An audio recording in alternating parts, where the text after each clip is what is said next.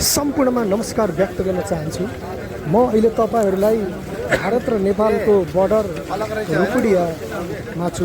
यो भिड बिहान इन्डियाबाट नेपाल प्रवेश गर्ने नेपाली जनताहरूको भिड हो। यो भिडमा पहिला जस्तै सबैले जुन प्रकारले सामानहरू लिएर आउनुहुन्थ्यो त्यो प्रकारले सामानहरू पनि लिएर आउनु भएको छ।